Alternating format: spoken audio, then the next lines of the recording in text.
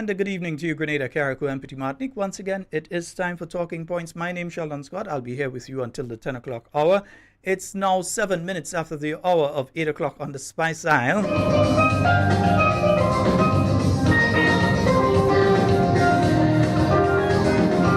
I do hope that you all have had a fabulous day, that you all have kept yourself hydrated with all of the heat that we've been having.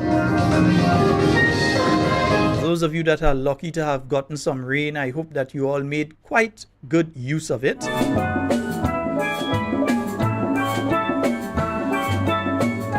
Saying a special good night to the listeners via 91.9, 91.5, Real FM. Yes, of course, we're saying a special good night to each and every one of you and hope that you all are having a fabulous one.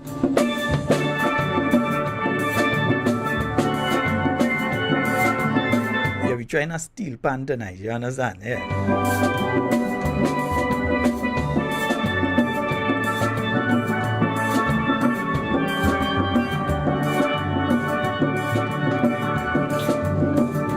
Good night to all of you on the Facebook, all of you joining us via the YouTube.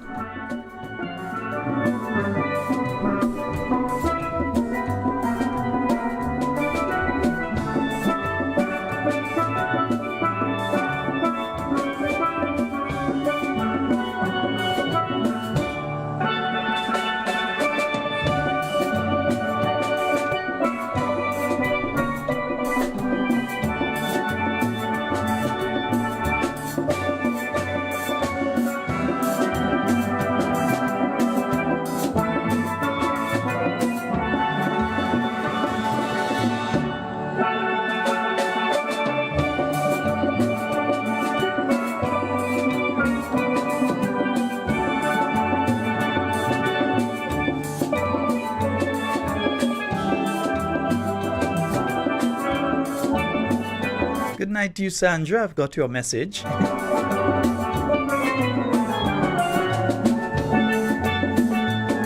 Let me see those of you on the YouTube. Just remember to like. Yes, remember to like the video. I'm seeing Sandra Joseph, Gemma Warwood, Cynthia Bartholomew, Debbie Seals, Alban Harris, Listra Abraham, Fitzroy Philip, Gavin Thomas, Agnes Henry, Wilfred Antoine, Ashma Charles, Lona Lolo. What's up, girl? Errol Bonaparte, Baby Daddy, Kathleen Ledlow. Wait, I called Kathleen already. Well, that's what's important. You get called twice. Claude Abraham, Edmund Calise, Francis George, good night to you. Vanessa Lalji, Sky, Sherma Jeremiah. Yes, what's up with you and Zela? Patsy Frank, Gillian Noel, Lydia Isaac, Deborah Laborde, Faithlyn Hallie Douglas, Anne-Marie Celestine Grant, my dear. How are you doing tonight? Michelle Alexander, Carib Spice, Earl Benjamin, Maud Martin, good night. Joanna George, Kathleen Knights, Deborah, good night to you, Deborah Laborde. Good life, good night. Natalia Tati, what's up with you and the home circle? Mom, dad, everybody. Velma Pascal, Alan Jones, good night to you. And Zoe, and your lovely wife, Michelle. Faithlyn Hallie Douglas, good night to you. Osbert James, and Yolan Pariak, Janice Mitchell, Jennifer Lewis, Merle Patrick, Teresa George, Kim Creedland, Red Girl Pascal, Marilyn Ferguson, Adrian Watts, good night to you as well, bro, and your lovely wife. Christine Otley, Miriam Samuel, Jack Kitman, good night, bro. And Andrews, Dennis Fabio, Jakeem Williams, Veronica, Dolores, John Stafford, Public Notice, Matthew Boyen, 74 degrees, boy, you're getting it nice. Jocelyn Matheson, Angel Mapp, and Sherms Houston, Sandra Pascal, Jacinta Alms, Devin James, Trajan John. Good night to each and every one of you on the YouTube. And those of you on the Facebook, let me go through quickly. Jill Williams, Leroy St. Paul, Ingrid Bourne, Lynn Joseph, Linda Imelda Francois, McLean Mitchell, Connie Tompkin, good night to you, Connie. Yes, indeed. Andrea Pascal, Landon Jane, Kieran Regis, let me see, Gillian Prescott, Joan Henry, Emlin Pierre, Norman Noel, Grenada Interior Designs. So let's check them out. Right, nice. Teresa Gill, Cleaver Williams, Yvonne Courtney, Kazim Noel, Cicely Celestine, good night to you, my dear. Sherry Ann Collins, Donna Langdon. Good night to each and every one of you. I think I missed out one or two. They think jump and skip and all kind of thing. Evelyn Narayan, Mavis Stone, all of you on the Facebook. Good night to each and every one of you. Yeah, we got to get the thing going. I'm hoping to connect sometime tonight with the Honorable Emlin Pierre, because as we were able to tell you last night, hey, Pastor Lewis, good night, bro. Shemi Joseph, Keda Joseph, good night to both of you and your mom. And a belated happy birthday to your mom. I hope that she is I hope that she did have a wonderful one. No, it's not today. It was over the weekend, isn't it? Yeah, I hope she had a wonderful one.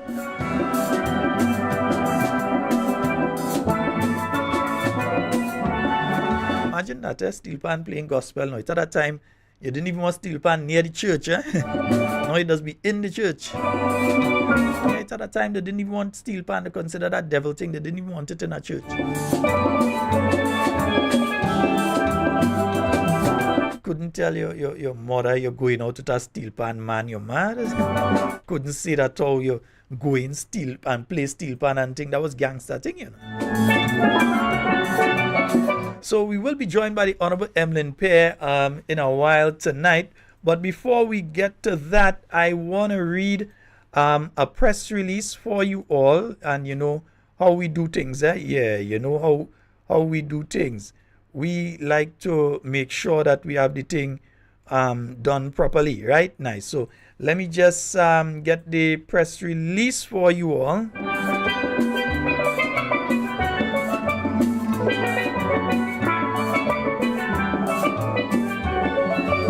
Why my computer is playing slowpoke tonight. Yeah, tonight he just he ain't working with me tonight, man. He working slow. I got to do some work on it tonight, man.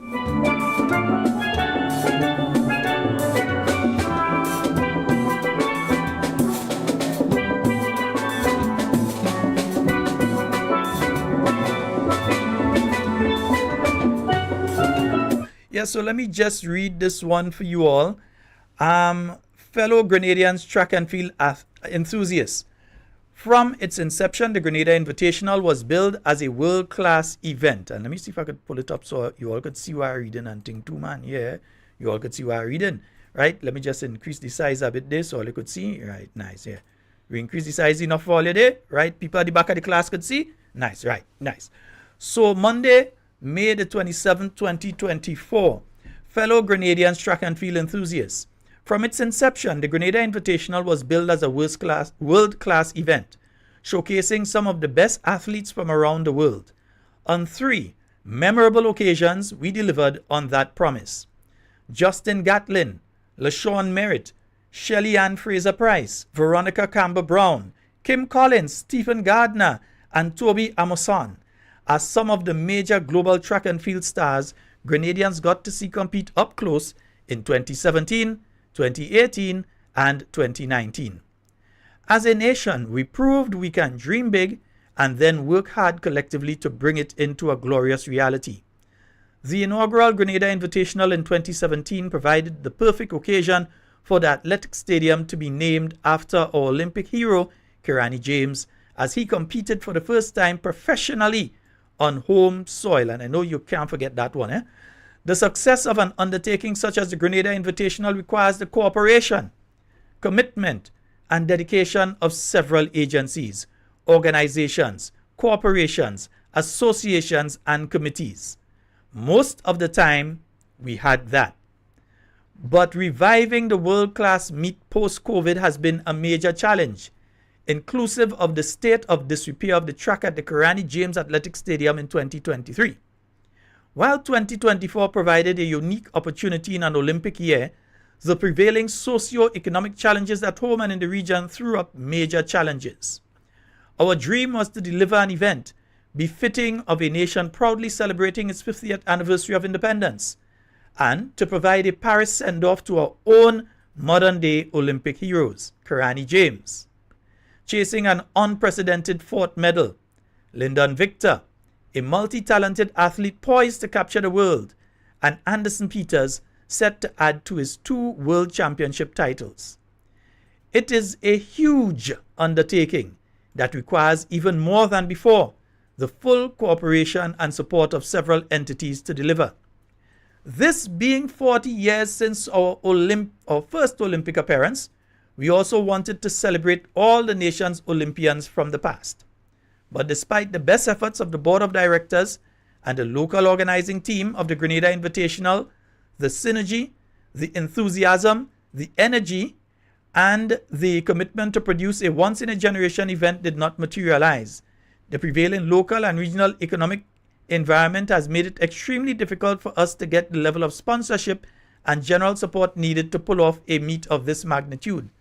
Other local providers have been otherwise so challenged, and they have found it difficult to make the levels of commitment that they have done in the past. We, the organizers of the Grenada Invitational, obviously cannot stage such an event without the level of support befitting of a world-class event. With time running out, the board of directors of the Grenada Invitational took the painful decision at a meeting late Monday 27th to cancel the 2024 Grenada Invitational, as well as round up for good the franchise and the brand that is Grenada Invitational. We are extremely pleased that we were able to bring to Grenada quality world-class athletic competition. We would like to commend and extend a hearty thank you to all who contributed in one way or the other to the 2017, 2018, and 2019 editions of the Grenada Invitational. To our past Olympians, it is our hope that you will be honored in a manner you so richly deserve.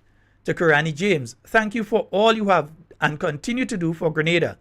Your success gave birth to the idea and eventually the event, the Grenada Invitational. To Anderson Peters and Lyndon Victor, who have already qualified for Paris 2024. Any position, any level of attainment will be reason to celebrate and be proud. Again, we say thank you. The Grenada Invitational was not just a meet about competing athletes, but also served to show the benefits of sports tourism, as it attracted viewership for millions across the world via the ESPN platform. We have run the good race, and you, the people of Grenada, can indeed take a lap of honor. Let us look back not with regret, but with pride. Let us look forward with an unbounding hope and with the knowledge that every time we come together, there is nothing we cannot achieve as a nation. And that is a release from the Grenada Invitational. And let me just get the YouTube. Let me make sure I get the zoom on there. Yeah. Let me make sure I get the zoom sorted out properly. Yeah, nice. I want to make sure I get the zoom sorted out properly there so that we can bring on the Honorable Emlin Pierre with us. Yeah, let me just make sure I could get that done. Where's this thing here? Come on, behave yourself here thing. What's the matter with you? Nice, yeah, right, nice. So let me just get that on there.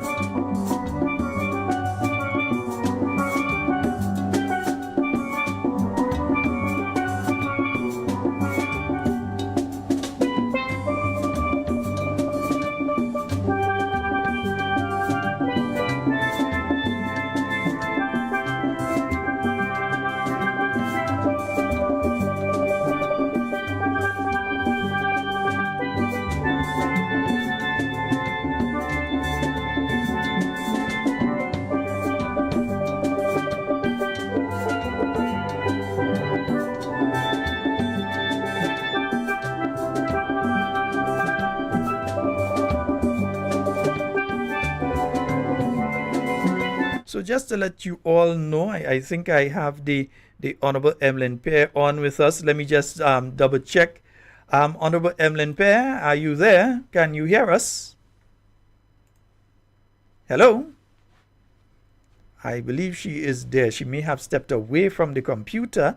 Yeah, she may have stepped away from the computer for a short while. Yeah, so let me just make sure. Oh, folks, yeah, people, I didn't have time to send out the WhatsApp this evening. There was a situation where the electricity went here, and as such, everything was down. So I had to restart, yeah? I had to restart to ensure that the program was on. And so let me check again. Honorable Emlin Pierre, your mic is muted. We're not hearing you. Your mic is still muted. All right, so we leave that up until she, yeah, let me just message, yeah. Right, yeah, you understand? You had a technology man thing. Right, why this thing go in my eye now? Why must fly in my eye? They know. Come on, behave, mosquito. Right, yeah. So I think she has not joined us yet, but will be joined by the Honorable. Let me just say this though. Before we're joined by the Honorable Emlin Pierre. Now, I was involved. I was the government representative on the local organizing committee of the Grenada Invitationals back in 2017 and in 2018. I was the government of Grenada representative. Yeah? In 2017 and 2018. Now, I was on the LOC, so I know how the games proceeded. I know that it took a lot of effort on behalf of the government of Grenada to ensure that that games was held. You had a games that was taking place in Grenada. And when the first Grenada Invitational took place, we had an audience of over 60 million, I believe it is. 90 million. 90 million people were able to tune in via ESPN to view the Grenada Invitationals taking place here in Grenada. You had significant increase at that point in time to arrivals into Grenada. I think in the first year you had roughly about 20% increase in arrivals. Yeah? And all of this took the input, serious input on behalf of the government of Grenada, which is why we're trying to get the Honorable Emlin Pierre to join us. She's on, but she may have stepped away from the computer. So when she gets back, she'll be able to join us. Now, this takes serious input from the government of Grenada. You have to know, for instance, there are concessions that you may have to give in relation to certain things in order that, for instance, that the committee would be able to get rooms at a more reasonable price so that they can save money on that end. Yeah? Because the rooms, you would be charged VAT, etc. on the rooms and different things, so that at least that those kind of things could be accounted for. Yeah, so the government has to step in with that. Even if it's the equipment, I remember there's a situation with the equipment that had to come in on behalf of ESPN, which under other circumstances they'd have had to pay a significant amount of money to bring in. Yet still, Grenada was getting an audience of over 90 million people. So what do you prefer? Take the $1,000 or $2,000 that you might get otherwise, or you get that concession or you give that concession to them.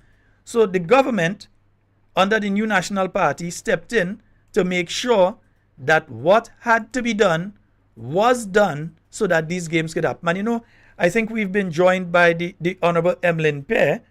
Good night to you, ma'am. Good night to you, Sheldon. Good night to all of your listeners. I trust that you're having a good evening. Yes, indeed. We are having a good night thus far. We're having a better one now that you join us. Thank you. How has things been going with you? Good, you know, my outlook of life is always positive, so you won't ever hear bad. Yes. How is my good friend TJ? I haven't heard about TJ for a little while. How is TJ going? TJ is doing well. He's actually back on vacation. Wonderful. Yes. I say my little friend, but TJ taller than me now, sure. Time flies. TJ is turning 20. Do you believe? Absolutely, absolutely wonderful. Now, Honorable Emlin Pierre, I asked you on tonight because my heart kind of hurting me, especially when we look at the issue of the Grenada Invitationals and what has happened now that you can't have a games. Walk us through the first time that we held the Grenada Invitationals in Grenada. Walk us through how government worked along with the organizing committee and so to make the games a reality. Mm-hmm. Okay, so let me join you in that I feel really saddened by this new development. I still want to believe it's a dream that I'm having, and I'll be very honest. That is how I felt when I heard the news the first time. That this is a dream, and I'll wake up and then it's going to be something different. Because I think Grenada stands to lose significantly with this new development. And I really do wish that those who are in authority, and I'm speaking across the board here, would have done all that could have been done to ensure that we did not reach this place, right? I feel very disappointed, very hurt that, we would have lost such a significant opportunity. And anything at all that can market Grenada, anything that can be a source of revenue generation for Grenada, especially now with the state of the economy, ought to be something that we should support and ensure, that it's a major, major success. So going now to your question, I remember being a member of the cabinet when we got this request from Grenada Invitational to financially and otherwise support the games. At the time back then, a request from an organization for $500,000 would be one that would face deep scrutiny and would be looked at rather seriously because that is a major investment, $500,000. And on top of the $500,000 in cash, the request was also for additional support. So concession on equipment, and other facilities that were requested by Grenada Invitational at the time. And as I said, I remember being a member of cabinet at the time when this discussion took place. And I remember like it was yesterday, the approach that was taken to this. So we sort of had to force ourselves to not see the $500,000, which was a major demand on government revenues at the time, but to see what it is that Grenada was going to get in return for the $500,000. And so I remember discussions, for example, that compared Grenada marketing budget, right, with this figure and the size of the viewing population, some 90,000 plus viewers, and the way that Grenada would have been exposed. 90 million. 90 million, sorry, did I say 1,000? 90 million people, you're right. And so the way that Grenada would have been exposed to the international viewing audience, quite obviously, those were some of the things that we looked at when we had to make that decision to provide $500,000 plus to the organizers. So we did it the first time. We decided that this was an investment, not just in sports, but sports tourism. We believed then that it was a serious investment in our athletes, right? Stars like Kirani and others who would have had this opportunity to be showcased internationally as well. We felt that that was an investment in them. But we also felt that this was an investment in our local athletes. When I say local, those who probably never had the opportunity to experience the international track. And so this could have been a serious inspiration for them, having the opportunity to engage with foreign athletes, experienced athletes, athletes from throughout the world. We could not have made any other decision but to support the games. And so as an administration, we would have endorsed the games. We would have given our full support. We went beyond what was committed initially, and we did so because we felt that this was significant for Grenada. But not just all of those that I referred to, the impact on the local economy. Many of our hotels were filled to capacity. Don't talk about our vendors, right? And if there's a time that we needed an injection, right, for these ordinary people, is now. If there was ever a time, I would say it's right now, right? The businesses within the vicinity of St. George and those who are going to leave St. Andrew and all other parts of the island to come down to benefit from a packed stadium. I am still baffled as to how could we miss an opportunity like this. It's very unfortunate. Well, I'm wondering because, I mean, at the first invitational games, you had over 13 vendors, you had various people, you had the taxi people who were providing that particular service. I could remember over the 3 years of the invitationals, I can also remember going online and you were seeing all of the people that were here, the Shelley and Fraser Price and the various athletes and so on, posing on Grenada's beach and posting it to the Instagram where they had millions of people that were following them all over the world. And outside of the 90 million that you had viewing the games, you had all these people that were on social media that were able to see, hey, this is taking place in Grenada, this is what Grenada looks like, that sort of thing.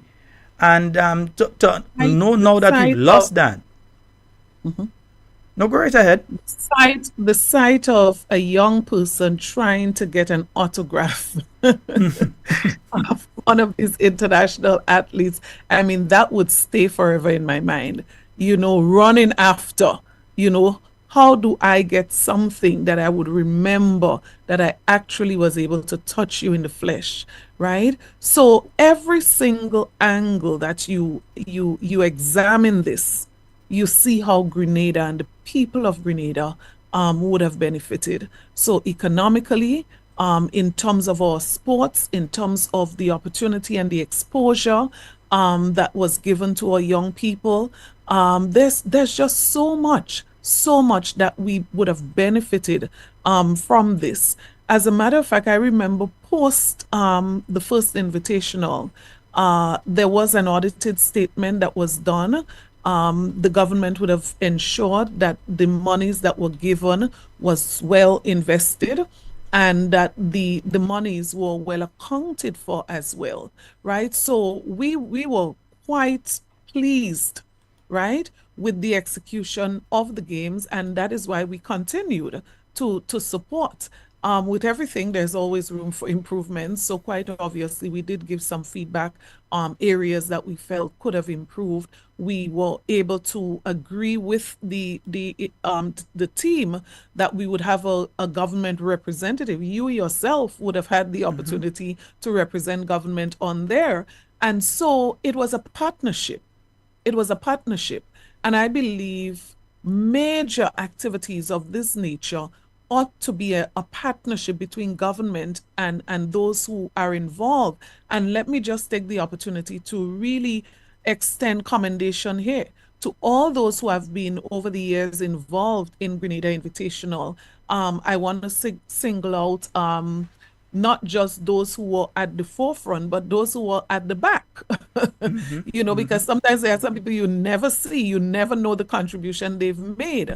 But I can't help but point out Dexter Mitchell, and the kind of passion with which he drove this, and all of the directors and all of those who were at the forefront involved in this. I really want to commend them. I'm using this platform here tonight to commend them and to say I'm quite sure they are very disappointed that this decision had to be taken. I read the press release, and I could, when you write a long press release like that, you know that you find it difficult to express in few words how you feel. And it's unfortunate that this decision had to be taken.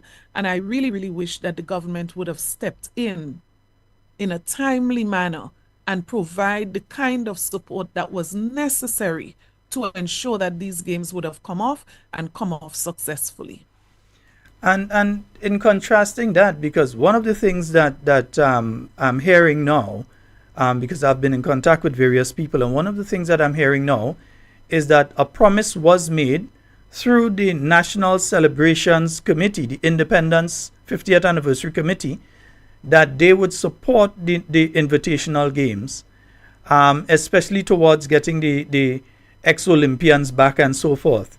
And that support was withdrawn over the weekend, that support that they were supposed to get from the National Celebrations Committee, who are in charge of the 50th anniversary of independence, who we sometimes hear have 22 million, and other times we hear it's 14 million and 14.5, and so that support was withdrawn. That the CBI, or IMA as they call it now, but the CBI that we hear boasts of $1 billion in CBI coming, that they were approached and that they said they can't deal with it now. They apparently they don't have money, but the CBI that you're hearing about 1 billion, we make $1 billion last year, and they could not come up with a 500,000 or 250,000 to ensure that this particular activity happened. And even further, that in trying to meet with the senior people within the government in order to at least put forward a case that, hey, we're on the verge. Businesses are not coming forward as they have before. We're on the verge of losing these games. That they were told by, you can't go topper than the top, that they were told by that individual that, hey, I have no time to meet with you. Not that I will meet with you at a later date, but I have no time to meet with you for games that were supposed to take place next week. So understanding that this is the situation that the committee found themselves in. And I think it's very unfortunate. Well, what I know, Sheldon, is that many of these athletes were looking forward to coming home. Some of them would have been expressing that on social media. And I know that many people here were looking forward to seeing them. But the ex-Olympians and those who were mentioned, I know there was real excitement. As a matter of fact, some people were even asking, would they be taking the tracks? Would they be competing in any way? Would there be a special race for some of them? Would there be a special event for some of them? So that was the kind of excitement that I think was generated there. And the fact that we celebrating our 50th anniversary, what is an awesome occasion, an appropriate occasion to have them come home. I mean, we paid, we paid for the tickets of persons who are in armies overseas. I'm not asking you a question. We paid that persons who are Grenadians serving in the British Army, we paid their tickets to come to the independence rally, to attend the independence rally.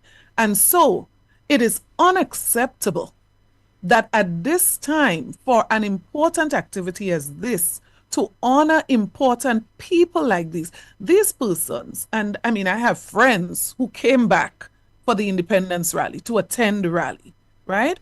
So these are my friends. Some of them might be closer than my friends.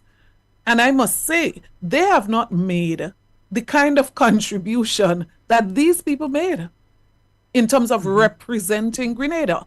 So how is it that we could have found monies to pay for the ticket for some people to come to just witness the rally, just to be a part of the rally? But on the same note, we cannot find the money to honor these people who would have represented us so very well. And so this is extremely disappointing, right? But not just that, and the people who serve in various capacities overseas that were brought back for the rally. And no problem, if we could afford it, I always say no problem. It was very good for me to reconnect with certain people who got a free ticket to come back. But I'm saying, if we could have done it for them, why can't we do it now? And it's an excellent time to bring them home, right? But not only the spending that was done on people who traveled back, right? But you also had, you look at the drones display. If I have to compare and choose between the drones display and having the invitational, any day, I would say let's have the invitational. Because the kind of benefits financially, economically, you're going to get from the invitational, you cannot get it from the drones. So if I'm to make a comparison of priority, I would say then maybe we could have saved these hundreds of thousands of dollars to be able to facilitate the hosting of the Grenada Invitational. And, you notice I'm a bit emotional here. I can't understand, honestly, I can't understand the justification behind some of the spending as you associate in independence now with this. I can't understand. So, for example, there are cases where people were told any amount of paint you want, you could get it. Were we thinking that down the road there would be something else that we would need to spend on? That we should manage what we had up front so that you would have sufficient? And I am not sure that I want to believe that all these monies are already spent and that there's no monies there that you could afford to bring back a Hazel and Regis, for example, or other persons, right?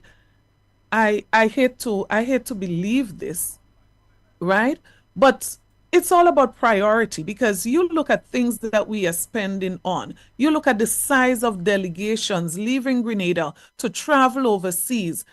This boils down to priority. Whatever you want to get done, you would get it done, right? I think it boils down to priority in this context. You mentioned CBI. In one breath, the government is saying the highest level of revenues that have been brought into the country through this program, and the government boasts it's under our administration, right? Now, when you have a situation like this, that an important event like this cannot be supported, then you ask yourself the question, what is the point of boasting of $1 billion? What is the point? Right? So it's really unfortunate. And I really wish, I'm still wishing, right, that something could be done. Even at this 99th moment, I'll still be in that mode where I'm still going to wish that something could be done, that this can still happen. This is just too important for Grenada, for us not to experience it, for us not to have it. That would be my position. And I think further to this is the fact that Grenada, after having held 3 successful Grenada Invitationals, that Grenada was on the cusp of achieving another level as an international meet. Not quite yet up to the Diamond League, but that you were just coming just under having the Diamond League meet, which meant that the audience, the quality of athletes would have improved. Not that we could have improved much more because we already had the world's best coming, but that you would get a lot more play out there. And we've lost that now. 2020 you had COVID, you couldn't have it. 2021 COVID, 2022 you're speaking COVID, 2023 after a promise was made to the committee. As I said, I'm a former member of the committee, so I know what's going on. After promises were made by this administration to have the track ready by June of last year so that the Grenada Invitationals could be staged, that did not happen. Calls were not returned. People just started to duck people. They had to call off the games last year. This year now you were supposed to have it. And the sort of backing that you expected, you're just not getting it.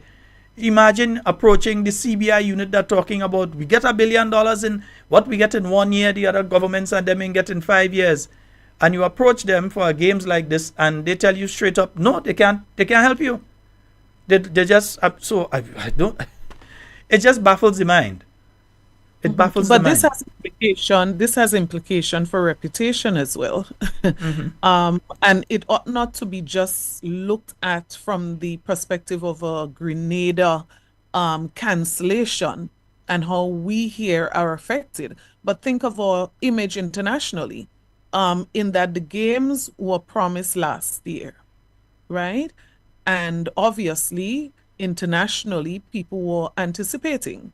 I'm quite sure there were dialogues and conversations at the international level, with organizations and individuals who, of course, would be directly involved. So they expected it last year, it didn't happen. And now, days before it's supposed to be happening this year, there's a cancellation. So these things, sometimes we have to make decisions not just on the bare information, but sometimes we have to go deeper and assess all of the implications, all of the ramifications that are associated with the decision. So the decision not to support in a timely manner, right? Or to provide the necessary support in a timely manner, how does that affect Grenada's reputation?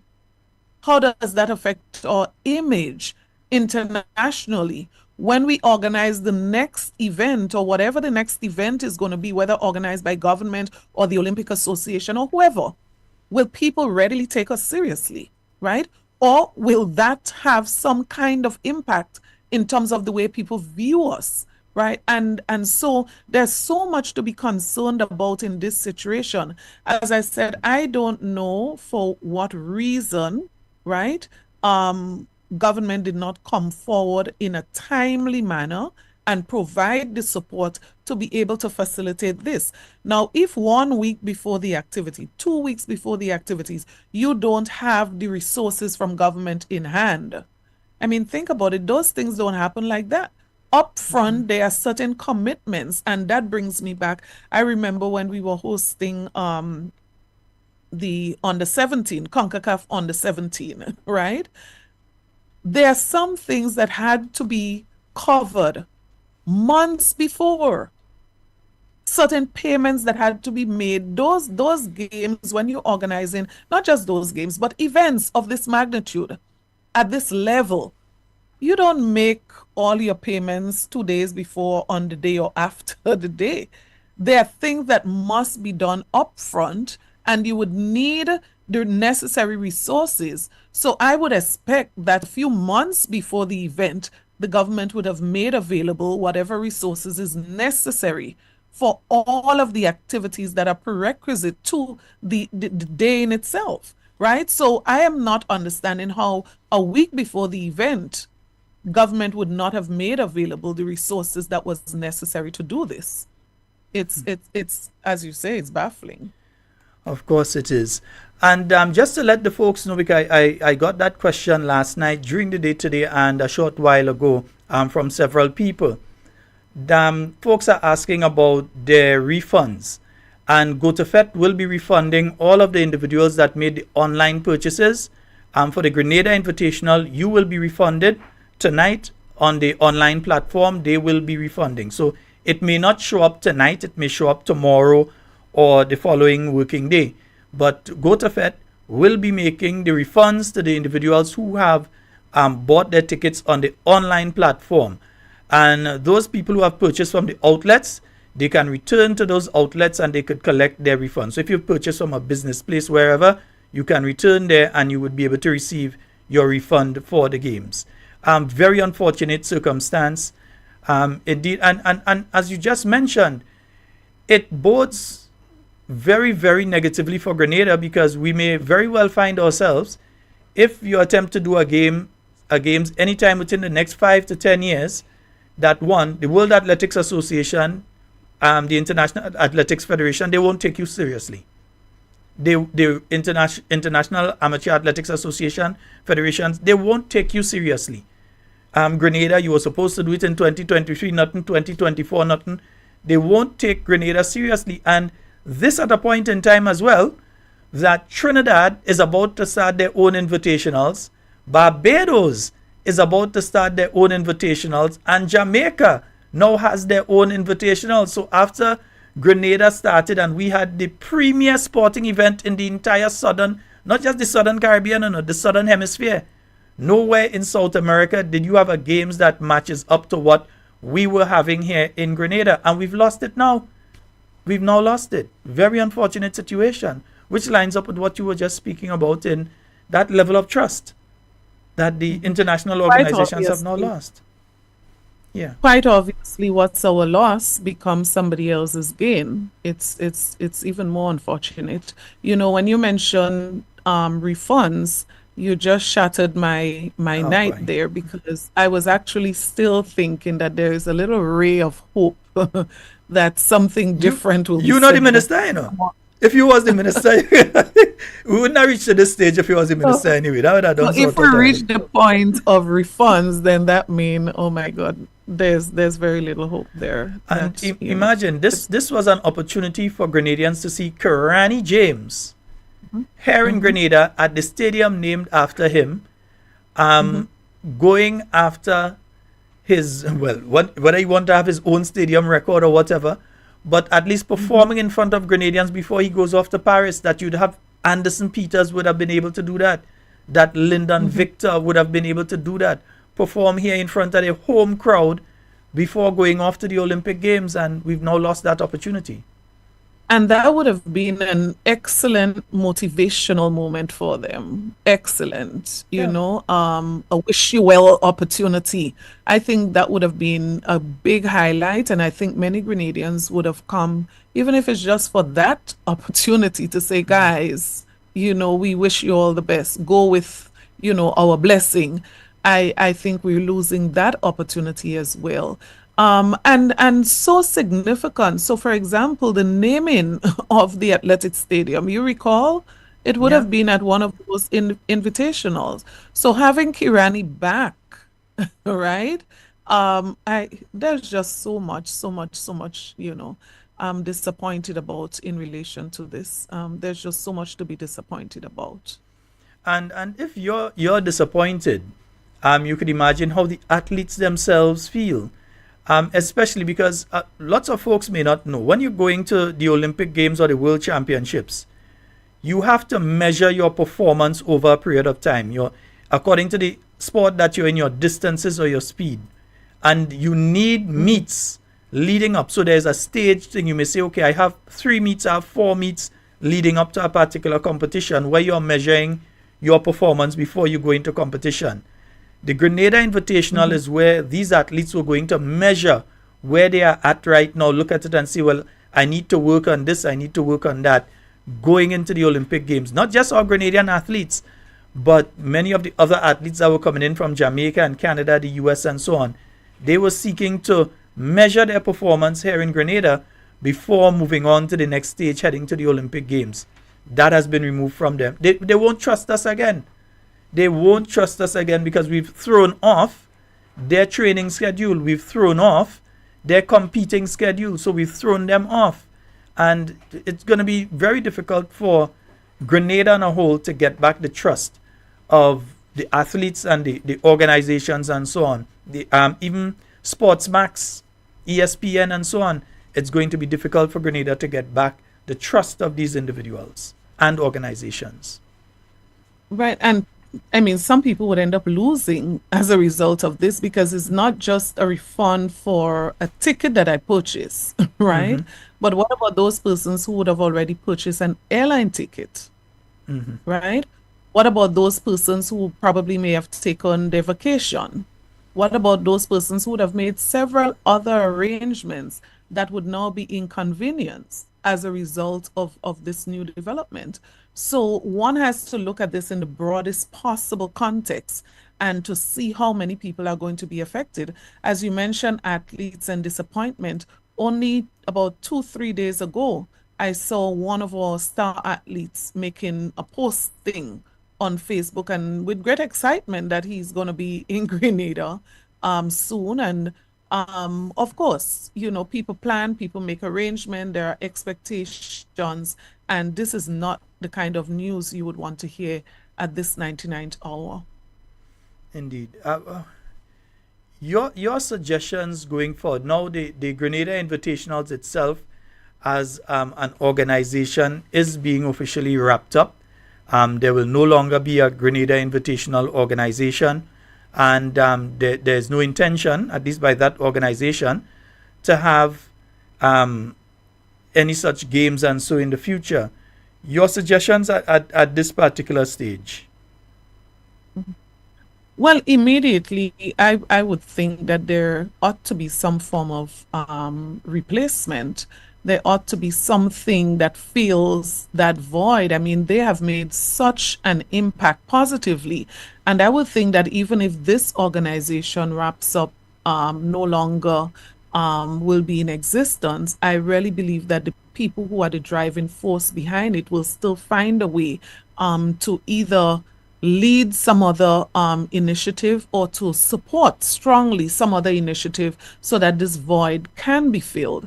This has been a very important opportunity for our country. They have served us well in that regard. And I really would want to encourage them not to give up because of what would have happened in this particular case. Things do happen, unfortunately so, but I believe there is still an opportunity, for them to make significant contribution to this country through sports and whatever ways that they can, whatever ways that other associations, sporting associations and organizations can support a similar initiative, I would 100% endorse and encourage that this be done. I don't think that we should just leave this as something that other countries can model and we left with nothing. I really believe that there must be some kind of initiative that can fill this space, and that while we would have suffered this loss, that we would have some gains in the future that we can be proud of. So, I mean, this would be my immediate thought, that we should not just move on, and leave that space there. As a matter of fact, we do need as many opportunities as possible, right? As many opportunities as possible to expose our athletes, those locally and those who are based overseas.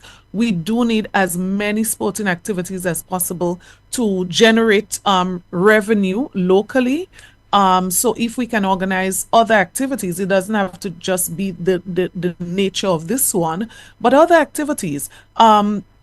We had started pushing sports tourism, and I know other associations were doing likewise. And if we can find other ways to use sports as a vehicle, to promote our country, to ensure that our country benefits from the opportunities that I think we really, really need to maximize. And I would encourage Dexter and all of those who have been involved in this, to channel your expertise, channel your resources. You may not have the financial resources to do it on your own, but you have sufficient resources to actually make a significant contribution. And again, I want to applaud. I mean, I could imagine how they feel at this point, but I want to encourage them tonight. Don't give up. You've done Grenada well, and I encourage you to continue, to look forward to whatever lies ahead on the horizon, continue to pursue some alternative opportunities, some alternative option in the interest of Grenada, because I believe that what was done was not for personal gain, but mainly for Grenada and for sports. And I trust that you're going to continue to push forward in that vein. Now, I'm asking myself if the following organizations should not have a vested interest in seeing something like the Grenada Invitationals take place. And we're speaking here of the Ministry of Sport. You're going to be having some races with some locals, some of the young ones, and so being able to say, I was on the same track on the same day as Karani James. I didn't run in the same race with him, but I was at that same sports meet with Karani James. I was on the field that on the same day that Anderson Peters, our soon-to-be Olympic champion, that he was there, that our soon-to-be Olympic champion Lyndon Victor and Karani James, because we know they're going to medal at the Olympic Games and they're coming home with gold, that these individuals, and it would give some impetus to these young people to want to excel and want to be like them, seeing people that come out from the same situations and circumstances like them right here in Grenada, understanding that the world is looking at Grenada, and giving the opportunity for these young people to experience that. The Ministry of Sport should have a vested interest. The Ministry of Tourism, you had 90 million viewers online for the first games and millions again for all the other games. So combined, you probably have close to over 100, well, definitely over 100 million, going for 300 million over the 3 years of the games. So the Ministry of Tourism, knowing that in between what they show, apart from the crowds and so on, they show bits and pieces of Grenada, the waterfalls, the beaches, the other tourism sites and so on, that I would think that the Ministry of Tourism, the Board of Tourism would be interested in having that. So they should have a vested interest. The Grenada Olympic Committee, because of course our athletes are going to the Olympics, they should have a vested interest in ensuring that this happens as well. The Athletics Association, and again the 50th Anniversary Celebrations Committee, because I find it very difficult to understand, because they were at the launch. They were at the launch. Their logo was part of the promotion of this activity. They were at the launch. And to hear that at the last moment, all of a sudden, the funds that they said would be available are no longer available, I think was basically kicking out one of the legs of the stool of the the games, and causing part of what is happening now. I think it was very disgusting what was done. Well, the Olympic Association and other sporting associations locally, I do agree, the Athletic Association, they might not be in a position to give much financial contribution But of course, I'm quite sure there are other ways that they can support and collaborate. And I would trust that they were going to do so as was done in the past, I believe, right? But I believe the key stakeholders there would be those government departments that you mentioned, tourism, sports, tourism authority, of course, government in as a whole, departments as you would have mentioned, the Ministry of Finance, right? Mhm. And it's like deja vu for me because I'm speaking and I'm literally remembering the words of Honorable Brenda Hood, right? When she was explaining to the cabinet how important this is for Grenada in the context of marketing, Mhm. right? So I would expect that the Minister for Tourism at a cabinet session would be saying why it's important to urgently give financial support, or to say that the Ministry of Tourism would make certain arrangements on behalf of. So you might not have the cash ready and available, but you might be able to book the hotel rooms in the name of government. You might be able to do other things to advance the cause, right? So I recall the Minister for Sports, the Minister for Tourism, right? Even the Minister for Finance, as Mhm. in the Prime Minister then, when he's had the opportunity to speak, spoke of how he saw this in the context of the economy, right? Mhm. And when you think of the number of ordinary persons who would have benefited, then every parliamentarian, every member of parliament, of the cabinet now would have supported, because you are seeing how people from your constituency who need an opportunity can benefit as well. So the shops in the River Road area, the shops in the St. George's area, the buses, right? And the transportation system. So the taxis and all of that, that's what you're seeing, right? And so I really, really, really wished that this had ended in a different way, where all involved would have seen the value of this, the importance of this, and we would not have been having this conversation tonight. It's really, really unfortunate. And as I'm saying this, I'm thinking back of another opportunity that we lost in the area of cricket, right? People are still asking, why is it that Grenada? I went to Dominica some months ago, and someone in Dominica who has been very involved with cricket at the regional level, West Indies cricket, was actually commenting on this. And everybody was bidding except Grenada, right? And of course, I'm not going back there and the excuses of the stadium and all of that, because that cannot hold water, in my opinion, right? It cannot hold any water. It there seems to be a not very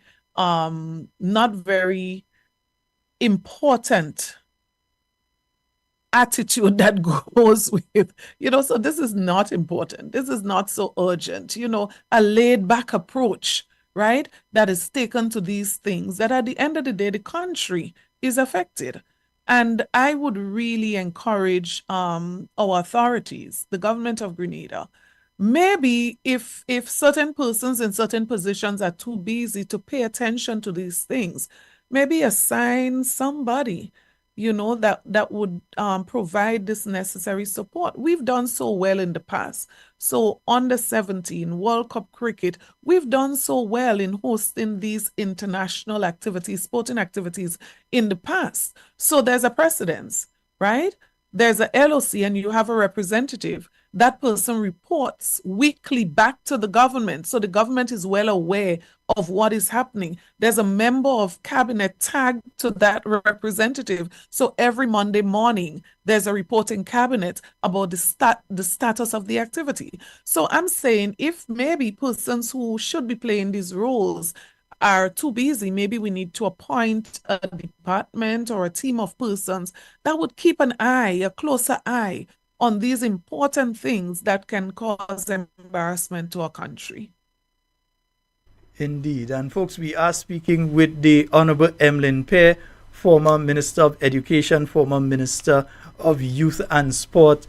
And, it's a sort of depressing program tonight, to be honest, and it's depressing because Not I, enjoying it, quite obviously. I'm not yeah, enjoying it. I realize we're not seeing the smiles much tonight, and I understand because I'm the same way tonight, because you understand what this did for Grenada, to see people like Shelley and Fraser Price and Veronica Campbell Brown on Granans Beach, and they're posing off, and it's like, I'm in beautiful Grenada. Why are you not here? And millions of people under there, thousands responding to them, thousands, tens of thousands of likes to those photos and so on. And we lost that free advertising, basically free advertising that they're giving when they're here. And we've lost that simply because some individuals decided they did not want to take up the ball and run. And in other cases, that they're just not making the time. They're just not making the time for it. It's a sad situation, It's the indeed. first time I've been on a program with you and I'm looking at the time. No, I'm going to tell you, I'm really not enjoying this. We're only going to keep you for about another 10 minutes anyhow. We're going to keep you for another 10 minutes. I'm really not enjoying it because, you see, Sheldon, I am really wishing that we did not have to have this conversation tonight. Yes, indeed. We cannot allow the government of Grenada to get away with this. We cannot, right? Whatever the circumstances are, whatever the situation is, I am saying somebody should have called in somebody. So let us just worst case scenario. Let us worst case scenario to say it's a fault of the Grenada Invitational. Worst case scenario, right? Now, as Minister for Sports, as Prime Minister of Grenada, you should be so keen on having this thing happen. You should be so interested in having this thing happen that you should summon into your office the entire team, all of the directors, to meet with you, to get an update, to find out where they are, what are the challenges, what is happening, I could remember Dr. Mitchell in a cabinet meeting asking for details from the LOC meeting, right? Because you want to make sure, because this is not, if it doesn't work out well, it's not going to look bad for the organizing committee, It's Grenada that's in the spotlight. And how do we maximize? So I remember a cabinet meeting discussing, are we featuring all of the primary locations in Grenada? How are we going to maximize the marketing opportunity that is going to come out of this?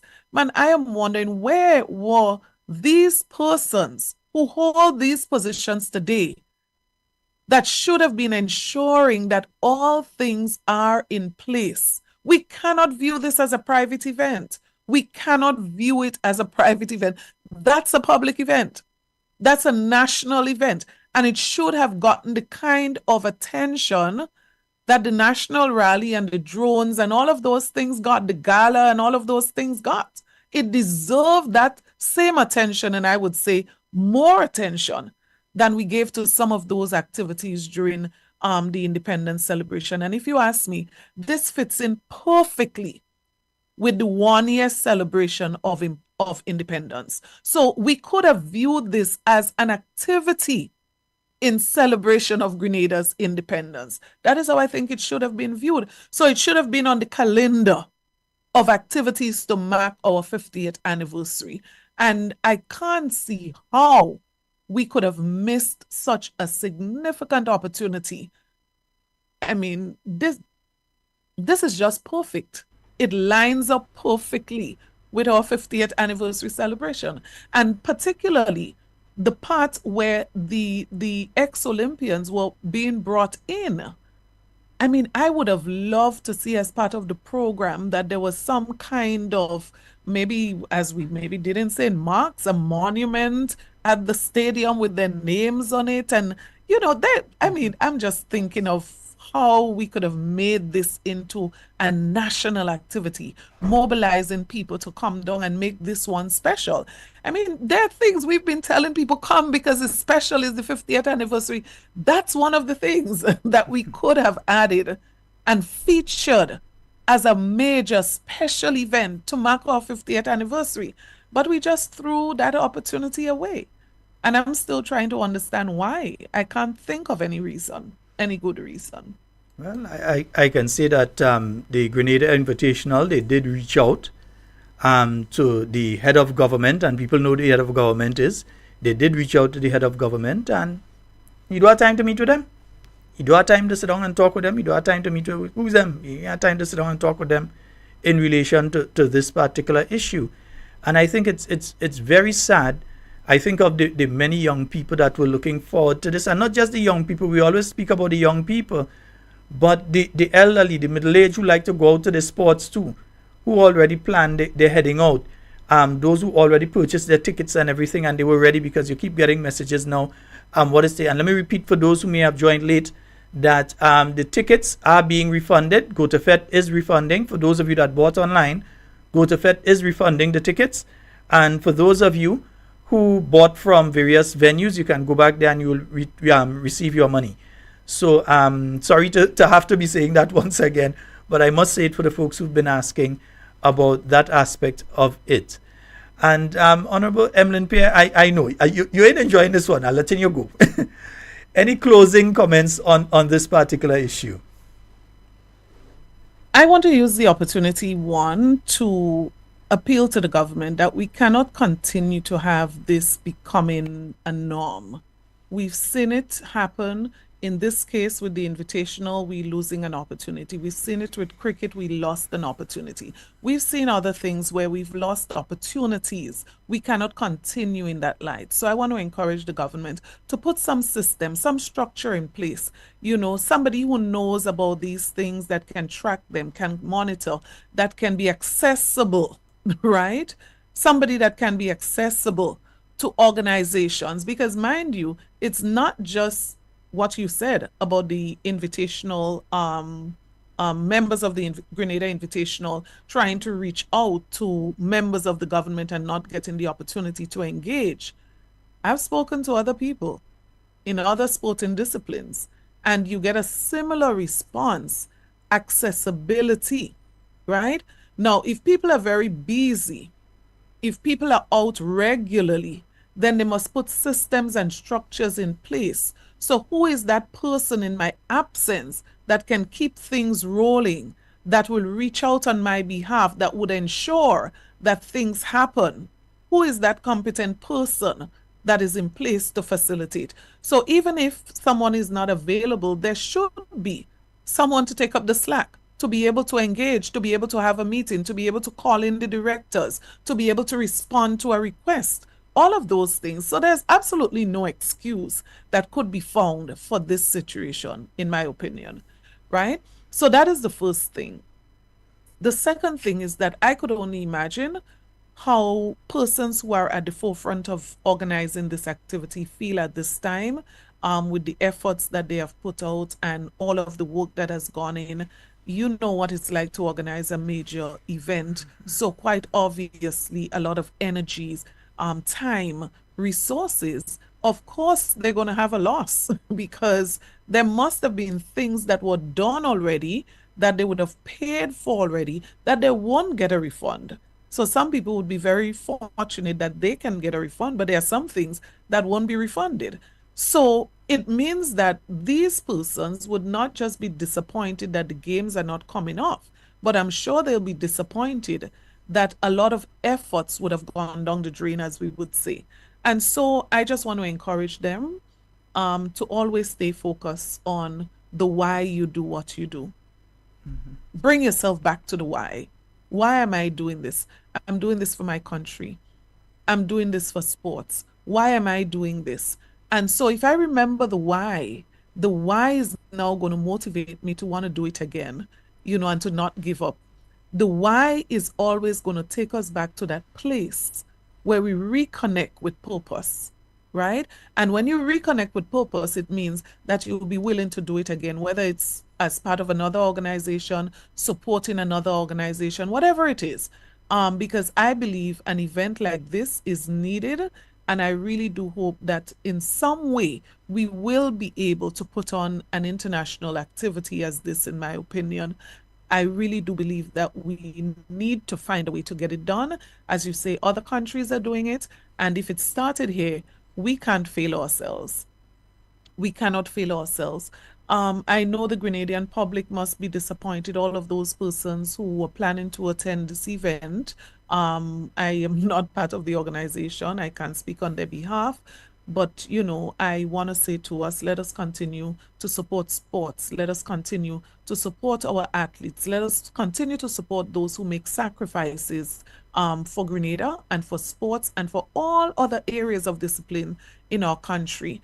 And it's unfortunate that we would have lost, as I said, this significant opportunity.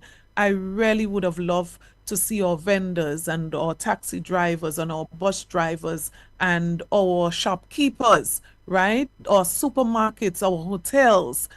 I really would have loved to see the spice vendors would have benefited from all these visitors who are going to go to the market and buy all of those spices to take back to their families. I really, really wish we could have had this opportunity. And as you say, the viewing population around the world, the people who would have been hearing of Grenada for the first time, experiencing Grenada virtually. Unfortunately, we are losing all of this. And the most I can say is that I really do wish, in some shape or form, we would be able to bring back the Grenada Invitational at some later date. Indeed. Honorable Emlin Pierre, we'd like to thank you for joining us tonight. This is the first time we had you on a program and you didn't smile for the whole program. We get closer in there. We get closer in there. But indeed, we'd like to thank you for being here with us tonight to discuss this particular issue. We know it is a hard one for any of us, especially those of us who have been involved at different levels in the invitationals before. It is a hard one for many of us. We all understand what Grenada has just lost. We still in the back of my head, I'm still hoping you might hear something by tomorrow. Somebody might say, no, we can't put it off. We having it. Miracles. We having it. Miracles do happen. Miracles happen. Still somewhere in the back of my head. Yes, indeed. So we'd like to thank you so very much. Do enjoy the rest of your night and tell your family hello on behalf of not just myself, but people like Dixiano only calling your name in the middle of the chat there, and the entire Talking Points family. Do enjoy the rest of your night tonight. I give my love to all of them. All of them. Thank you so very much. Good night. Bye-bye. All right. Yes, folks, so we were speaking there with the Honorable Emlin Pierre, and the Honorable Emlin Pierre could tell us about that. Yeah, I wonder if you might be able to find my brother Nolan Cox too. Brother Cox, if you get a chance, give me a call too, Yeah.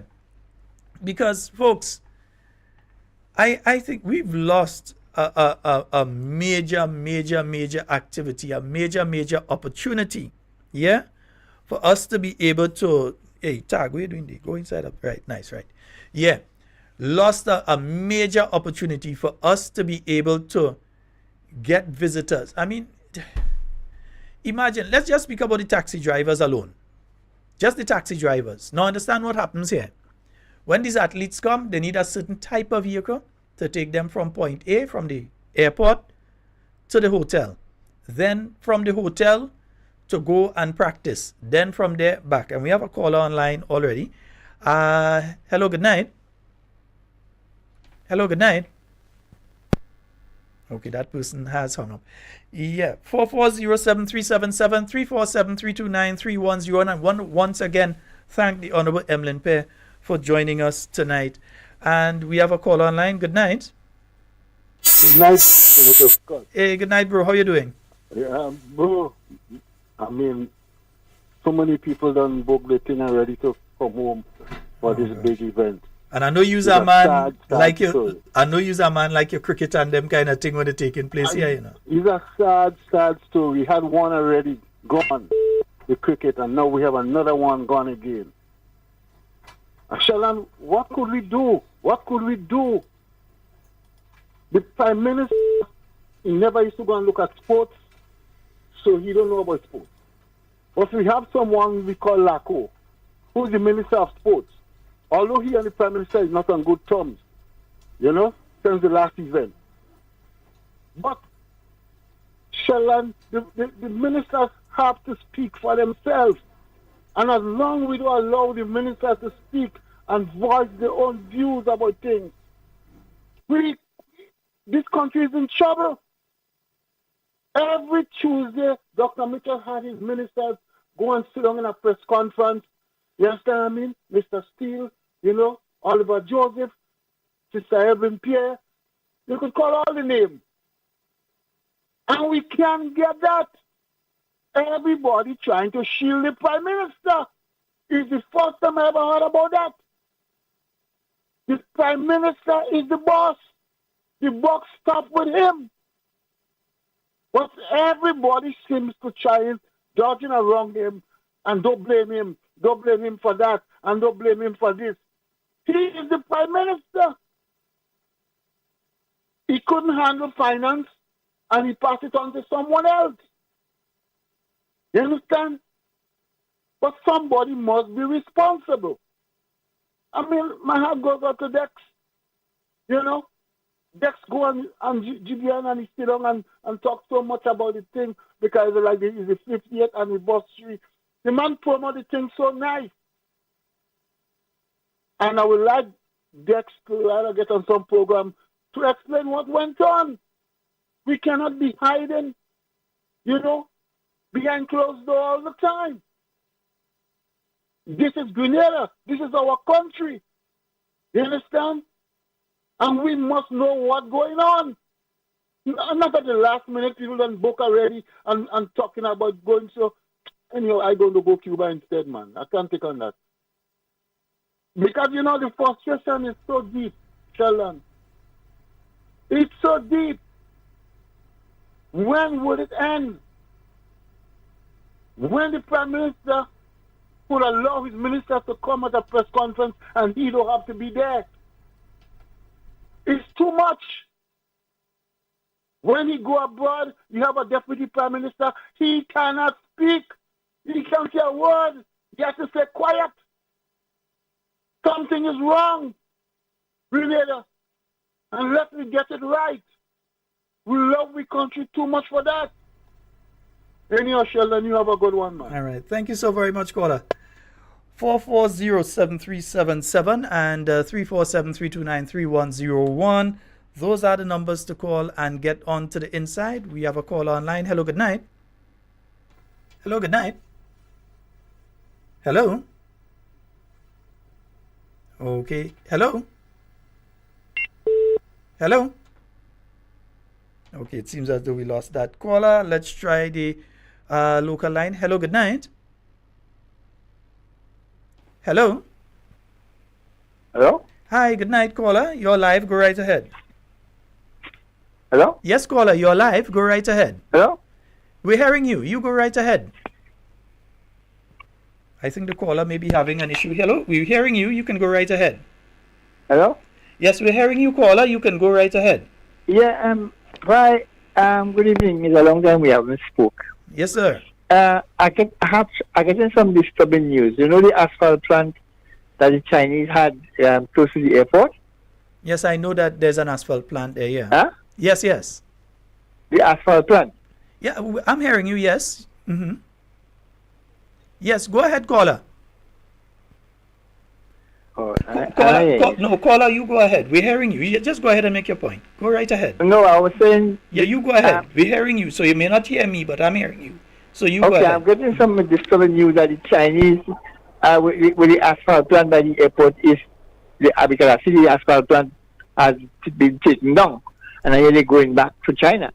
Do you know if anything went wrong with them and the government or anything went, because I don't understand how the asphalt plant would just come down and they're going back to China. Something had to be wrong. I said, maybe you heard something that we didn't hear it yet. So if you could shed some light on that. Thank you. All right, caller, no problem. No, I have not heard anything in relation to that issue. So I can't say that I know that as a fact that is going on, or I don't know. What I can say is that I don't know. I will endeavor to find out if there has been an issue. Let me clear the phone line. Sorry about that, callers. I'll endeavor to find out if there's an issue in relation to that. But as far as I know right now, well, I can't say that I know. As far as I've not heard anything along those lines right now. Yeah, I'll endeavor to find out. 440-737-734-7329-3101. It is your opportunity to call. Let's hear you. Yeah, this one, man, I don't think we understand what we're losing there. Here's what happens here. Grenada was about to be named at another level. You have different level of meets, and then you have the Diamond League, and so we weren't going up to the Diamond League, but I think we were going up to Gold League or Silver League. Was it Gold? I think we were going up to. So you would have been just there, next level Diamond League, and so, and we lost the opportunity. We've lost that opportunity. It's gone. We have a caller online. Good night. Hey, Sheldon, good night, man. Hey, good night, bro. How are you? I'm good, man. Yeah, you go right ahead, bro. And yeah, Sheldon, this administration is not interested in athletes, man. They're interested in drones flying in the park. I mean, it's a joke, but I mean that's the way I see it.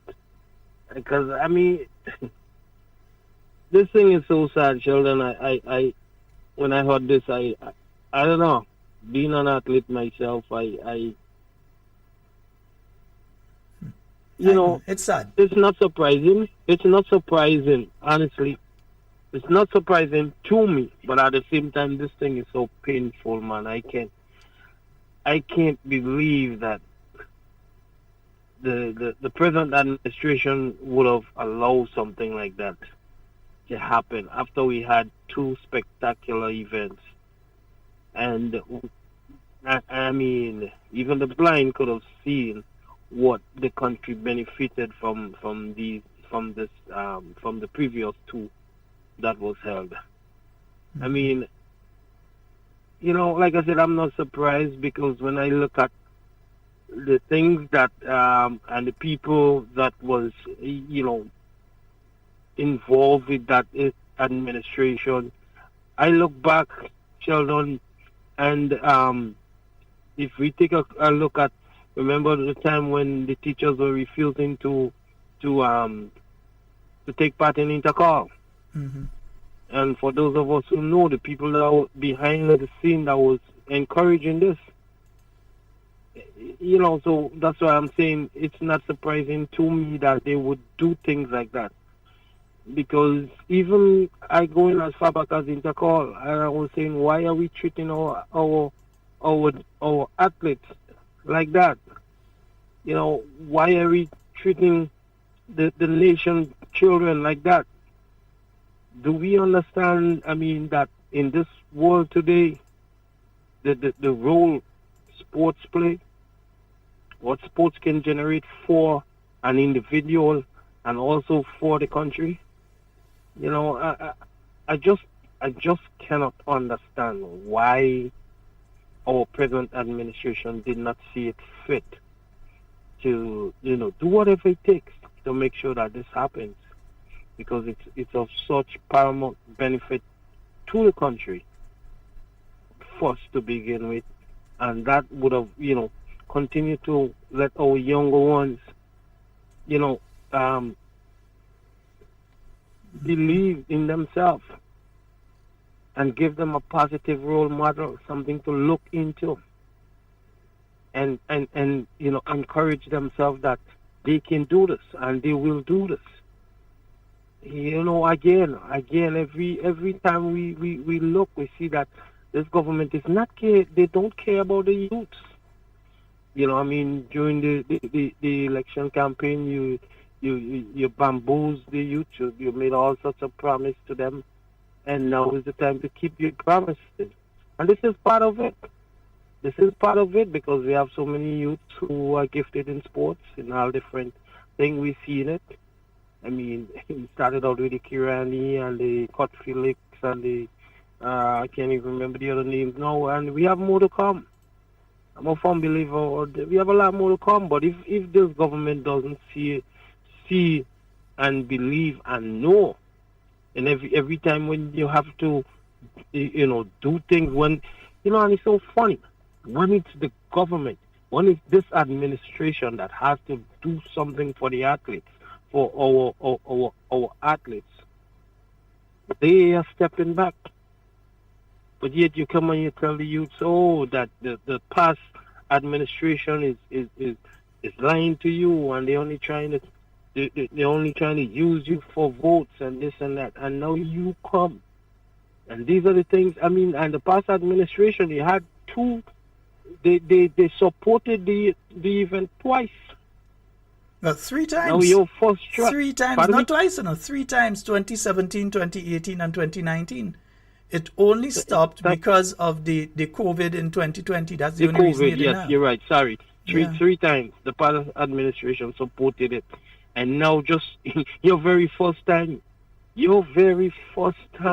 Well, no, to be honest, again, this was actually their second time because it was supposed to be held last year. A promise was made that the tracks, because the state of the tracks at that point in time, you couldn't stage an international track meet on it. They no way, the athletes watching that, and they're not going to run on it. So they were Right. promised that that track would have been repaired by June of last year so that the Grenada Invitationals 2023 could have taken place. That was not done. It was not done. It was not achieved. So therefore, the Grenada Invitational 2023 had to be postponed because of the state of the track at the athletic stadium. Now the tracks have been done. You look for the other support in all the areas that we spoke about, just to lend support, or at least to understand what is taking place and to say, okay, we're willing to help you with this, or we're going to give guidance, or at least you may know somebody you could speak to try and help. But instead of that, it's just the kind of standoffish approach that this administration has taken to working along with the organization to ensure that the games happen. You know, and you know, like I said, children, these are the things that bother me. I mean, you look at, be it soccer, be it cricket, be it, I mean, track and field, whatever it is when it comes to sports or our athletes, this administration simply does not get it. Yes, indeed. They don't get it.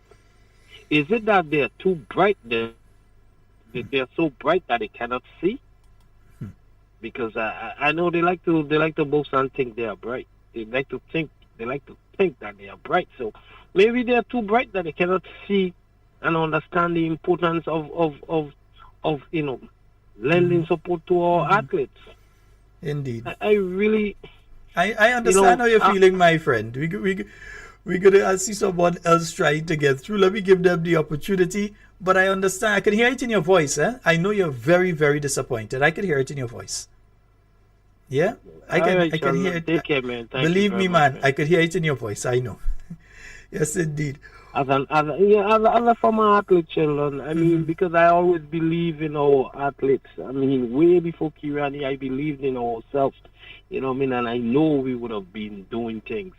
And I was so happy when Kirani come on board and many more. And I still believe we have a lot more to come. So Yes, when indeed. I see them guys, you know, doing these things, you're closing the door on our athletes. I mean, I can't put it nowhere else. You're closing the door on our athletes. Yes, But indeed. thank you so much, man. All right, thank you. 44, the call dropped off. 440737. That's the number for you to call and get onto the inside of tonight's program. And folks keep sending the thing for me all day today. Yeah, all you want me to play? Okay, let me play it and thing. Let me see where Auntie Daisy had to say. Let me hear what she had to say this morning there. Hello. Hi, we can hardly hear Is what you... this the Shaggy program? Yes, it is. Okay, am I on air? Yes, you are. Okay, good morning, Shaggy. Good morning. I had a time trying to get your number because I've never called your program. Okay. Welcome. This is Daisy Hazard, PRO of the Public Workers Union. And this morning, I'm just calling to say a pleasant good morning, a wonderful good morning to all the members of the personnel department and all the work of education who's been coming under attack and so much pressure from a certain quarter. We've been listening from the PWU. We've been... And folks, let me just take the phone calls and I'll get back to that. Hello, good evening. Hello, good evening. Hello, good evening. Good night, Mr. Scott. How are you doing? Quite fine. You go right ahead. You're live. Okay then. Mr. Scott, if you know how upset I am about this thing, you have no idea. I'm a small business owner and I started planning out what it is I'm going to do. And this thing just turned me off. Really, really. Does these people really think about the people in this country? What's about the vendors? Well, I'm a vendor, the taxi men. What's about those people that sell the little things along the way, Mr. Scott? What's about the athletes? What's about those foreigners that make up the mind and say, well, yes, maybe I'll take a day or two to just relax and enjoy that time in Grenada? What really happened? Right now, I'm so upset that I'm afraid if I say anything more, I might say the wrong thing. Because I can't believe that you have all this time to plan out. And today for tomorrow, you're putting up something and say that it won't be able to held anymore. We ain't get cricket. Now we say, okay, this thing is coming along. I couldn't wait to see Kirani run, believe me on that one, and others. Right? And all of a sudden, they just slap it in my face, as if we Grenadians is nobody. They don't care about us. All they think about is themselves, and that's it. Well, I don't think they care about themselves, because if they do care about yourself, then you would have known to do the right thing. Or maybe they don't have no love in their heart for nobody, not even themselves. That's the reason why they behave in that manner. Because I can't believe up to now, I'm still thinking, you know what, they're not true, man. They may be just saying that for so. But when I hear you all saying that about coming and collect money for tickets as well, okay then, that's it. It's over and done with. And it's so, so, so sad. These people and them really come to destroy Grenada and Grenadians. Believe me, and it's really, really sad. I just hope that people start checking themselves and pay attention, not because somebody come with sweet words, you go follow them and say, yes. No, you have to pay attention to the action, not the sweet words. Anyway, Mr. Scott, you have a wonderful night. All right. Thank you so very much, my dear. All right. Bye-bye. Yes, indeed. 440-7377. I didn't press that button. 440-7377. Let me hear what was said this morning again. Going back to it. Hearing the public asking, where is the president of the PWU? Why doesn't he answer this certain gentleman who's been bullying, publicly attempting to shame and attack our workers? And what we want to assure this public is that we at the PWU will never engage in a pissing contest with a president of another union. It would be unprincipled, it would be unethical, it would be reckless. The measure of a man is shown by the content of his character. And I think that gentleman is showing to all of Grenada the content of his true character. We of the PWU would never attempt to match or outmatch such ignorance and recklessness. So today we want to encourage the members of the Personnel Department at the Ministry of Education, the members of the Accounting Department at the Ministry of Education, those of you who come under pressure daily, those of you who withstand the attacks of that certain gentleman and members of that fraternity, those of you who are cursed out, those of you who are told so many things that you should not be told, to stand firm, continue to work hard and diligently. Our union have your back. We are looking on, we are listening, and we are calling on the officials of the Ministry of Education, Mr. Jeremiah, the CEO, the Minister, Senator David Andrew, 2 PSs there, to stand up and defend your workers, your hard-working workers, from the attacks of that fellow, that gentleman. And perhaps as well, the administration should look into giving to him what he's been promised, so that perhaps he does not have to be making a show of himself in the public domain, making such a spectacle of himself in the manner in which he's doing, and at the same time attacking workers who are going out there every day to get the job done. So, Shaggy, I just want to thank you for giving me this moment on your program this morning. And again, all we want to do is encourage our workers and to say to the public, we will never engage in a pissing contest with the president of another union. There's one point I want to make. We hear the word sabotage being bandied about our public. And the question Grenada must ask itself is this. Is there only a certain time in our history and in our landscape when the word sabotage becomes present in the Grenadian lexicon or the Grenadian dictionary. It is sad, it is beyond sad that we have to hear these words being bandied about the public like this. And I think at this moment, all of us, we need to get up, we need to take stock. Bandying about the word sabotage will not blind the eyes of the public. Bandying about the word sabotage will not replace governance. Neither will it replace productivity. Neither will it cause the public to say, if we're not satisfied with what an administration is doing, that all we have to do is to look to a certain group of people in our country, to look to a certain sector of people in our country and just use the word sabotage blankly and blindly. It is unfortunate. It is shameful. And we are also calling on that gentleman to pull up his big boy socks, put on his big boy shoes, and stop bringing disrepute to his profession. And to all the other presidents of that union who really demonstrated what it is to be men and to be women in Grenada. Thank you very much. Yes, indeed, folks. 4407377. Well, for a while now, inclusive of last night, we've been saying it's high time that they call out this guy. The man is not a union leader. No, I don't know what area he went and studied trade unionism in. But trade unionism is about trying to get the best deal, yes, for the people who work along with you. But it's not about going there and you're praising this and you're praising that. You're a political activist. I'm a political activist. I have no problem saying that. Yeah? I'm a political activist. I have absolutely no problem saying that. Yeah? People know who I am and they know where I stand. Right? But other people don't try to put on the face of a trade unionist when he's really a political activist. Nah, don't do us that, man. Let's go to the phone lines. Hello. Hello, good night. Hello, good night. Hello, good night. Hello, good night. Yes. Hey, Sheldon. Yeah, go right ahead, caller. You're live. Yes, sir. Good night. Sheldon, I work in hotel for over 16 years. And I know that around this time is a slow time. So, like, around this time, like, your colleagues are the season close. So, therefore, it'll be a good boost to the hotels and then around now, having people coming in. Because this month, next month, July month is very, very dead until come back to August for Carnival. So, it'll be a good boost to the hotels to have people coming in and things. So, it's very sad that we don't have the games. And, I mean, it's very sad. It's very sad. Yeah, because, right, sir. You're hearing me, caller? Hello?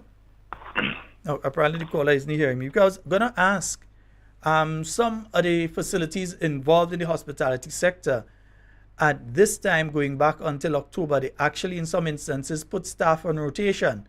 So you have some people that work this month and they go home for a month and other people work. Yeah, they put staff on rotation or some in for 2 weeks and they put people on rotation and so for the next couple months until things start to build up in the sector again. So it would have been a good boost, and I agree with that caller. It would have been a good boost at this point in time to have that sort of thing taking place here in Grenada. It would have been a good boost to the industry to have that sort of thing taking place right now in the industry. 440-737-7 and 347-329-3101. We have a call on the line. Hello, good night. Hi, good night. Go right ahead, bro. We're hearing you. Hello? Yeah, go right ahead, bro. We're hearing Scotty. you. Yes, sir. I'm not hearing you, Scotty. I have no understanding of as to why, but go right ahead. Oh boy. Well, I'm not sure what is happening there, but I was hearing you. Due to me having to take off the board and put it on, I have to be setting up. I don't know if when the electricity went, it threw off everything. So I'm trying to see, because usually the callers are hearing me, I'm hearing them. Tonight the callers are not hearing me. So probably when the electricity tripped off, it threw off something. So I'll see what is going on there. But I was hearing you, caller. Anyway, 440-7377. Let me say something, huh? I've said it on this program before, and I'll say it again. Who have ears to hear, let them hear. When the decision was taken to have bi-monthly payments, in other words, the same staff who are in the finance department of the Ministry of Education now, the same staff who are there, who have to deal with all the teachers and all the principals and all the other people in all different aspects, the same staff that has to deal with all of them, and I've had to do that for many years when it comes to payments and so, is the same staff you have doubled their workload with.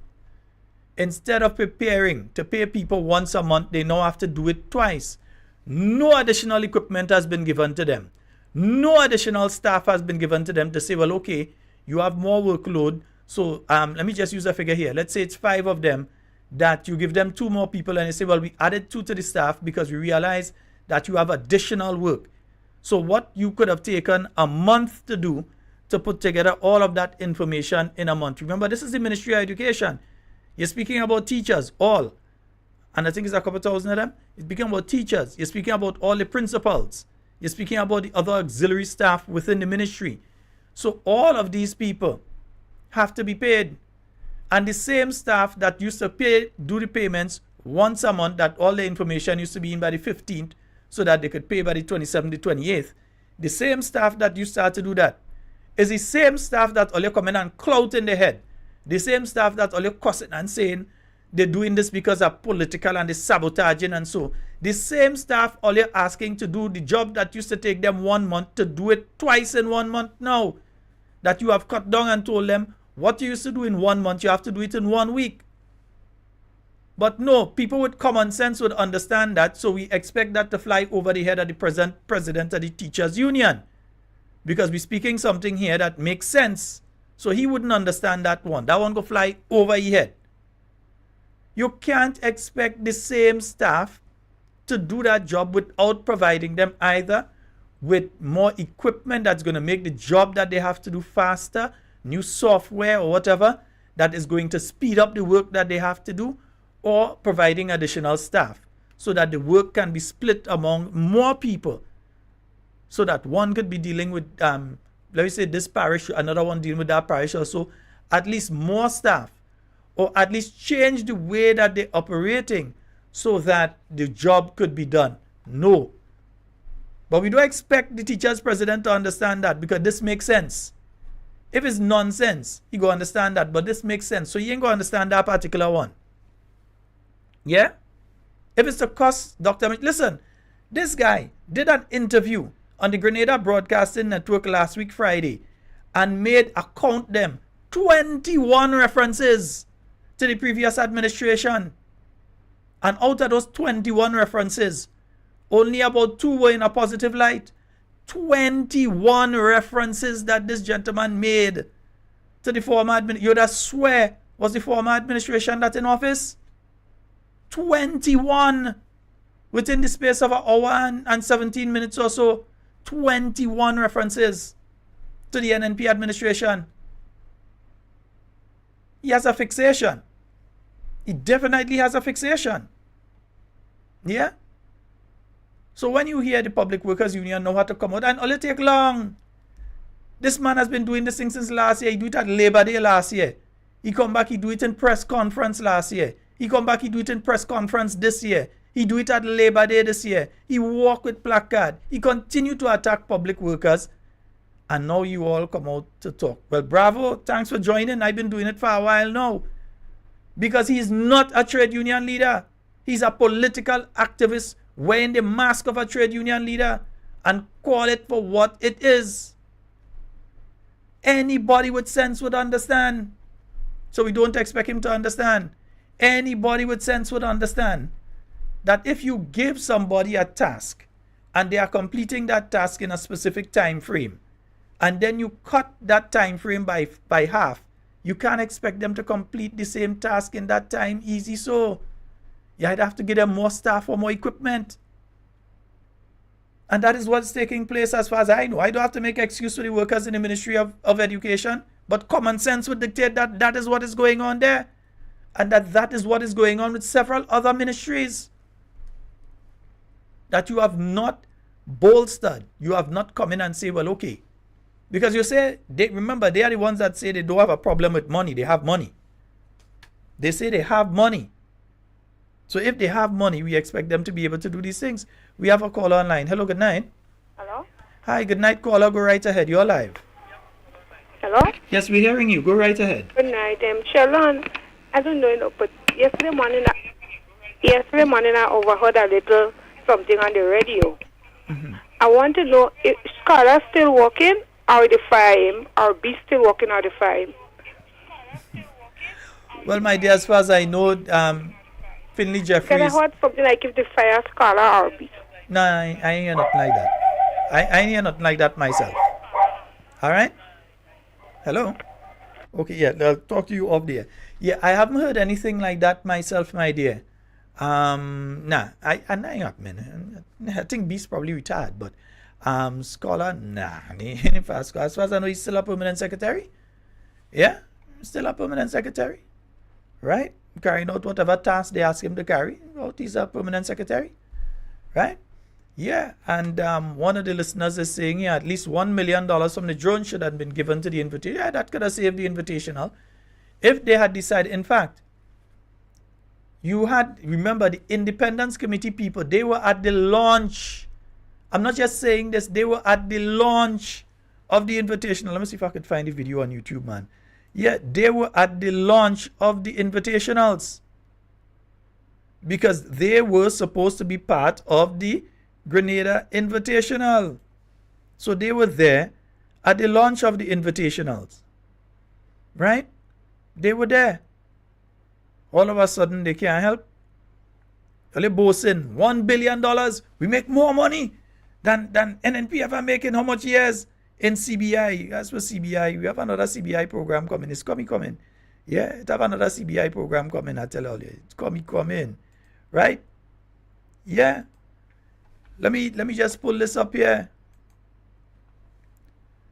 This individual and this individual, both of them are from the celebrations committee, and this is at the press launch just around 2 weeks ago, just roughly around 2 weeks ago, give or take a day. And this is the Prime Minister's press secretary that were there at the launch of the Grenada Invitationals. So all you couldn't shell out a look of 500,000, and so because up to now we do not know how much has been spent on the drones. We do not know how much has been spent on any other aspect of the thing because they have not answered the questions that have been provided in Parliament and so on.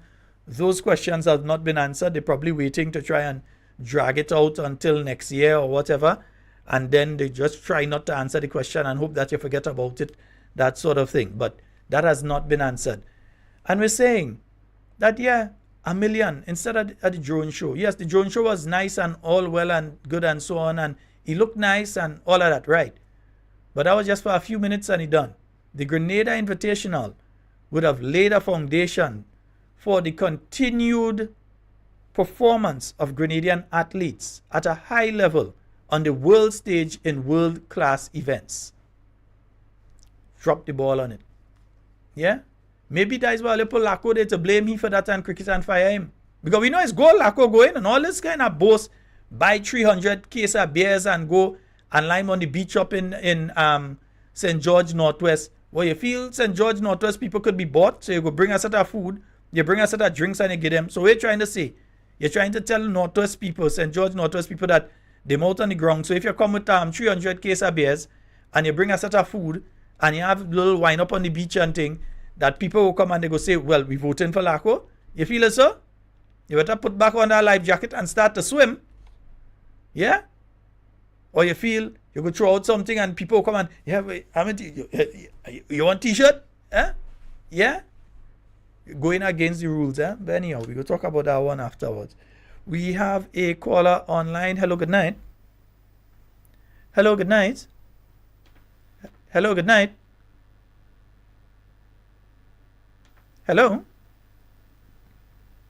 I have no idea why the individuals are not hearing me. If something that should be up is not up or something that should be down is not down. Yeah, and I don't get the time to come in during the day and do stuff here. And the electricity went today. So it took off the settings that I had on the board. It's a digital board. It took off all the settings that I had on the board today when the electricity went down. 440-7377. That's 440-7377.